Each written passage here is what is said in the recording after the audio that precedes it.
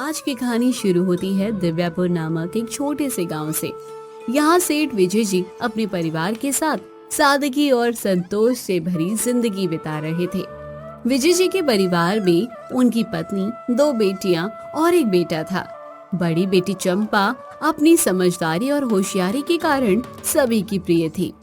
एक दिन विजय जी चाय पी रहे होते हैं, तभी चंपा स्कूल से घर हाथ में रिजल्ट लिए लौटती है। देखो पिताजी, मैं इस वर्ष भी कक्षा में फर्स्ट आई हूँ, फर्स्ट। अरे वाह, मेरी बिटिया तो पूरे गांव में सबसे होशियार है। बिल्कुल सही कहा आपने पिताजी। अच्छा बिटिया, तेरी माँ कहाँ है? दिखाई नहीं दे रही। माँ अंदर किचन में है, अभी बुला कर लाती हूँ। हाँ, क्या हुआ जी? मीना, मैंने चंपा का दाखिला शहर में एक बहुत बड़ी और अच्छी कोचिंग में करवा दिया है। वहां पर हमारी चंपा वकील बनने की परीक्षा की तैयारी करेगी और फिर वही शहर में कॉलेज करके एक दिन बहुत ही नेक और ईमानदार वकील भी बनेगी। और अगर ऊपर वाले ने चाहा तो हमारी चंपा आगे जाकर जज भी बनेगी। अरे वाह, ये तो बहुत ही अच्छी बात है। लेकिन शहर में हमारी चंपा अकेली? अरे डरो मत मीना, आजकल तो कई सारे गांव से लड़कियां शहर में पढ़ने जाती हैं और उनके माँ बाप का नाम रोशन करती हैं। और हमारी बिटिया तो बहुत ही समझदार है, मुझे उस पर पूरा भरोसा है। वो शहर जाकर जरूर हमारे सपने पूरे करेगी। मैंने सही कहा ना बिटिया? जी पिताजी, आपने बिल्कुल सही कहा। माँ, आप मत डरो, बस मुझ पर भरोसा रखो। मैं जरूर आप दोनों का नाम रोशन करूंगी। फिर कुछ दिनों के बाद विजय जी चंपा को शहर ले जाते हैं और उसकी कोचिंग क्लास में भर्ती कर देते हैं और रहने को एक हॉस्टल में दाखिला करवा देते हैं। पहली बार शहर गई हुई चंपा बड़ी बड़ी इमारतें देखकर चौंक जाती है।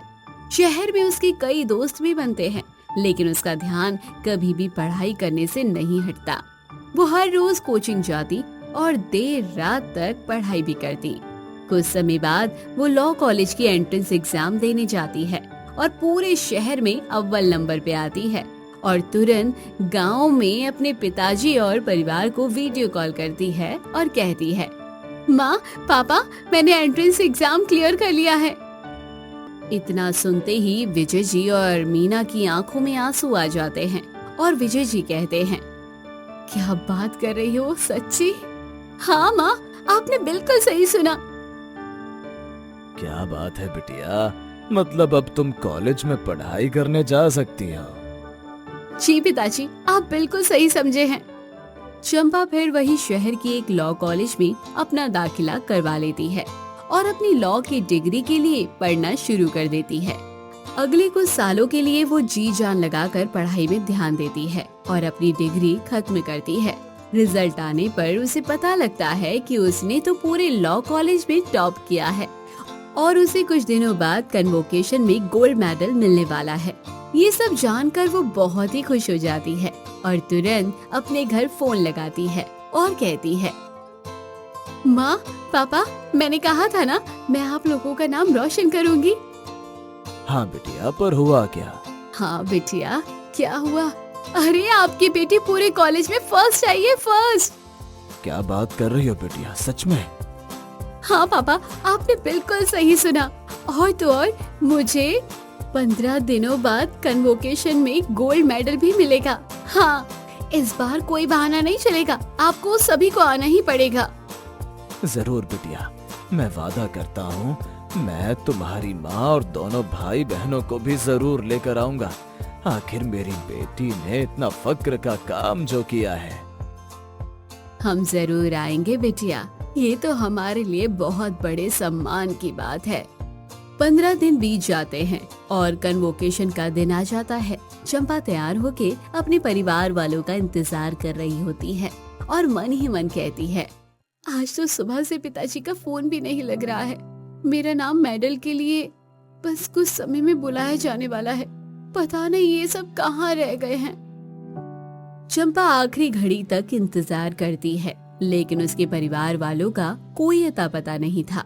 फिर वो उदास और गुस्सा होकर अपने कन्वोकेशन में आ जाती है और अपनी डिग्री और मेडल अकेले ही ले लेती है और खुद से कहती है, अब मैं पिताजी से कभी बात ही नहीं करूंगी।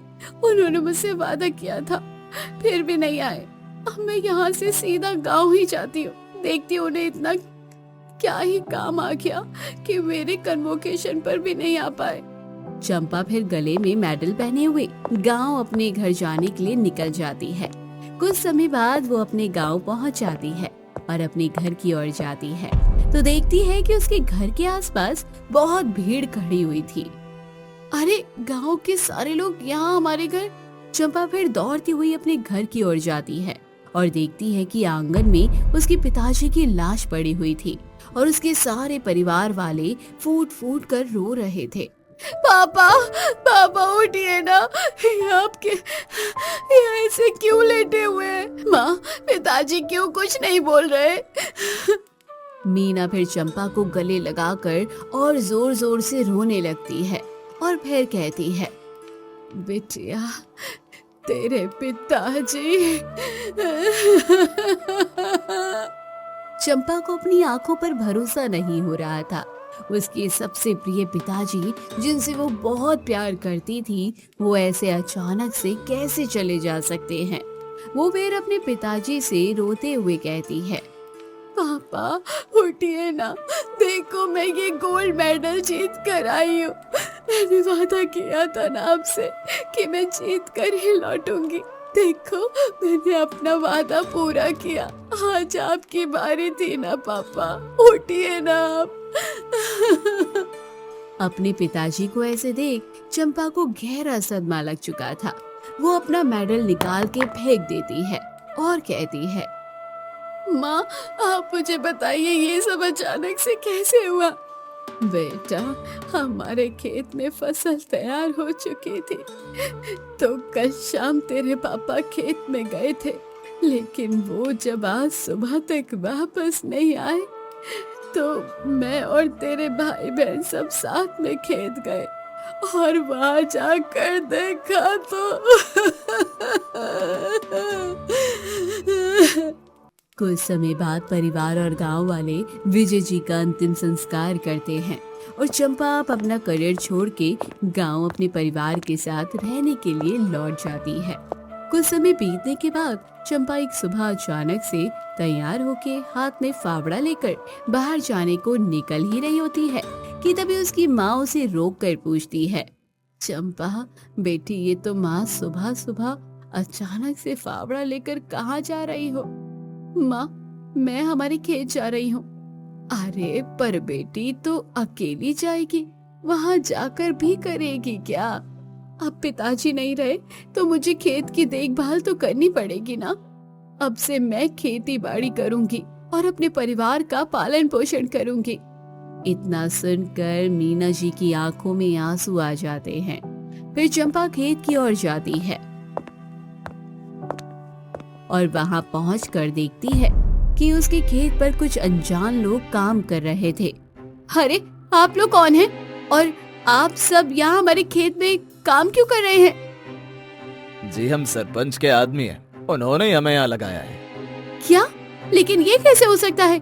ये जमीन तो हमारी है। मैम साहब, हम तो बस नौकर हैं, हमें इस सब का कुछ नहीं पता। अब सरपंच जी से ही बात कर लीजिए आप। चंपा फिर गुस्से से सरपंच के घर की ओर चल देती है। वो जैसे ही वहाँ पहुँचती है, बाहर खड़े कुछ लोग उसे रोक लेते हैं। ए लड़की, कहाँ घुसी चली आ रही है? मुझे सरपंच साहब से मिलना है। सरपंच साहब अभी घर पर नहीं है, जाओ बाद में आना। ये सुनकर चंपा फिर अपने घर की ओर चल देती है तो वहाँ खड़े लोग जोर जोर से चंपा पर हंसने लगते हैं। ये देखकर चंपा मन ही मन कहती है, दाल में जरूर कुछ काला है। वो घर की ओर बस लौट ही रही थी कि उसे गांव के कुछ लोग मिलते हैं। क्या हुआ बेटिया, कहाँ भागे चली जा रही हो? कहीं नहीं काकी, सरपंच साहब के घर से आ रही हूँ, बस घर ही जा रही थी। अरे सरपंच साहब के घर से क्या हुआ? सब ठीक तो है ना? अरे काकी क्या हुआ, आप इतना चौंक क्यों रही हो?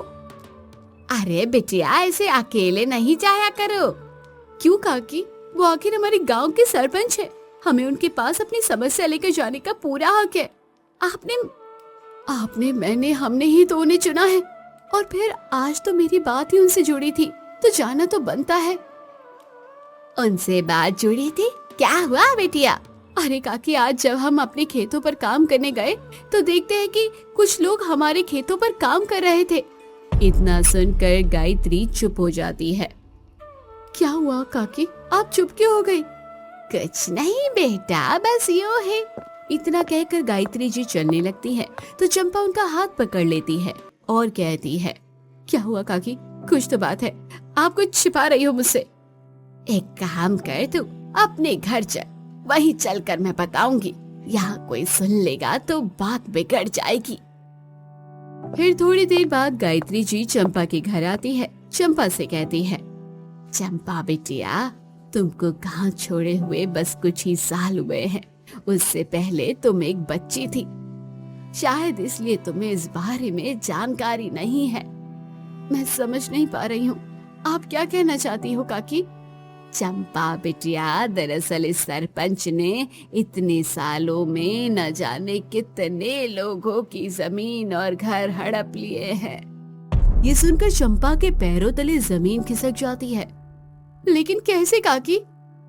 फिर गायत्री बताती है कि कैसे सरपंच ने गरीब लोगों से झूठे पेपर्स पर साइन करवाकर उनके खेतों और घरों को हड़प लिया। ये सब सुनकर चंपा बहुत ही गुस्सा हो जाती है और वो कहती है, आज से ये लड़ाई सिर्फ मेरी नहीं बल्कि अन्याय के प्रति न्याय की लड़ाई है। आज से लड़ाई उन भोले भाले गांव वालों की भी है जिनके साथ धोखा हुआ है। अगले दिन चंपा अपने घर से अपने पिताजी का ट्रैक्टर लेकर खेत के लिए निकल पड़ती है। सारे गांव वाले उसे देखते रह जाते हैं और वो तेज स्पीड में जाकर खेत पर काम कर रहे मजदूरों के आगे ट्रैक्टर खड़ा कर देती है, जिससे वो डर डर कर भाग जाते हैं। ये हुई ना बात, चंपा, आज तूने दिखा दिया कि तू अपने पिताजी की बहादुर बेटी है, जो तेरे पिताजी तुझे बनते हुए देखना चाहते थे। चंपा की इस हरकत के बारे में सरपंच को पता लगता है तो वो थोड़ी देर में अपने आदमियों के साथ खेत पर आ जाता है। ए लड़की, ये क्या बदतमीजी है तेरी? आखिर तेरी हिम्मत कैसे हुई ये सब करने की? हाँ, मैंने क्या किया सरपंच साहब? ये मेरा खेत है और अपने ही खेत पर आने के लिए मैं आपसे परमिशन थोड़ी ना लूंगी। तुम्हारा खेत? ए लड़की, ये जमीन विजय ने मुझे बेच दी थी, इसीलिए अब इसका मालिक मैं हूँ। तो आपके पास उसके कुछ पेपर जरूर होंगे ना, लाइए मुझे वो दिखाइए। ए लड़की, अब तो मुझे पेपर दिखाने को कहेगी? तेरी इतनी हिम्मत, लगता है इसका हाल भी इसके बाप की तरह ही करना होगा।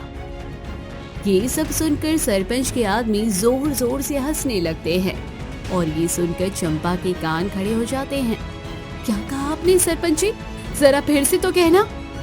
राज की बातों को राज ही रहने दो बिटिया, अगर बाहर आई तो तुम्हारे लिए ही मुश्किल होगी। चंपा फिर अकेले होने के कारण थोड़ा डर जाती है और अपने घर वापस लौट जाती है और अपनी माँ से पूछती है, माँ, पिताजी की जिस दिन मौत हुई उस दिन के बारे में मुझे अच्छे से ध्यान करके बताओ ना कि आखिर क्या हुआ था। फिर चंपा की माँ मीना उसे उस दिन की पूरी कहानी बताती है। अब चंपा गांव के बाकी लोगों से पूछती है तो पता चलता है कि और भी कई लोगों के साथ ऐसे हादसे हो चुके हैं, लेकिन डर के कारण कभी किसी ने कुछ नहीं कहा। ठीक है, अब मुझे क्या करना है ये मैंने समझ लिया है। अगले ही दिन चंपा सुबह उठकर सबसे पहले पुलिस स्टेशन जाती है। सर, मुझे कंप्लेंट लिखानी है। जी बताइए, किसके खिलाफ और क्या कंप्लेन है आपकी? मुझे गांव के सरपंच के खिलाफ कंप्लेंट लिखवानी है। वो मेरी जमीन पर कब्जा करके बैठे हैं। लड़की, मुझे लगता है या तो तुम गांव में नहीं आई हो या फिर तुमको कुछ ज्यादा ही चर्बी चढ़ गई है। मैं समझी नहीं साहब। अरे सरपंच जी की कंप्लेन कौन लिखेगा भाई? जाओ घर जाओ, और हाँ, आज सरपंच जी खुद ही तुम्हारे घर आएंगे शाम को। अपनी कंप्लेन उनको बता देना। चंपा बिना कुछ कहे वहाँ से चली जाती है और घर आकर अपनी माँ को सारी बातें बताती है। चंपा बेटी, अब क्या होगा? मुझे तो अब डर लग रहा है कि कहीं अगर सरपंच घर आ गया तो क्या होगा। चंपा बिना कुछ कहे अपने कमरे में चली जाती है। उसी दिन शाम को सरपंच अपने आदमियों के साथ चंपा के घर पहुंचता है और उसके घर का दरवाजा खटखटाता है। दरवाजा खोलो, कोई है या नहीं? हाँ जी सरपंच जी, आइए बैठिए। मतलब इंस्पेक्टर साहब ने बिल्कुल सही कहा था। वाह क्या बात है, बड़े ही अच्छे से जानते हैं वो आपको। ए लड़की, तू ज्यादा होशियार बनने की कोशिश न कर, समझी ना? लेकिन सरपंच साहब, ये जमीन के पेपर तो मेरे पिताजी के नाम है। अगर आप ये जमीन हड़प लेते हैं तो मैं आपके खिलाफ केस करूंगी। ये ज्यादा कानून मुझे मत सिखा, वरना तेरा भी वही हाल होगा जो तेरे बाप का हुआ था। अरे तेरे जैसे 36 आए और 36 गए। और हाँ, अब ये बात कान खोल कर सुन ले, वो तेरे खेत है ना, उसे तो भूल जा। अब से उसका मालिक मैं हूँ। मुझे माफ कर दीजिए सरपंच जी, मुझसे बहुत बड़ी गलती हो गई। ये सुनकर सरपंच अपने आदमियों की तरफ देखकर मुस्कुराता है और फिर कहता है, चलो अच्छी बात है कि तुम्हें समय से पहले ही अकल आ गई, वरना तो इतना कहने के बाद सरपंच और उसके आदमी चले जाते हैं। बेटी, अब किसी से कुछ ना कहना। तुम्हारे पिताजी के जाने के बाद तुम लोगों के अलावा अब मेरा कोई नहीं है। माँ तुम डरो नहीं, मैं हूँ ना। अगली सुबह सब सोकर जागते हैं, लेकिन मीना देखती है कि चंपा अपनी जगह पर नहीं थी। ये देखकर वो बहुत डर जाती है, लेकिन चंपा तो सुबह की पहली बस पकड़कर शहर पहुंचती है और वहां कोर्ट जाकर सारे सबूत अपने सीनियर वकील को दिखाती है और वो उनसे राय लेती है और फिर कोर्ट में अपना केस दर्ज कराती है। अब चंपा अपने वकील के कपड़ों में गांव के पुलिस स्टेशन पहुंचती है और इंस्पेक्टर साहब से केस दर्ज ना कराने का कारण पूछती है। क्या हुआ इंस्पेक्टर साहब, आपने तो केस ही नहीं लिया। चंपा को वकील के भेस में देखकर पुलिस इंस्पेक्टर डर जाता है और जवाब देता है। चंपा की ये बात पूरे गांव में आग की तरह फैल जाती है और सरपंच के पास भी पहुंच जाती है।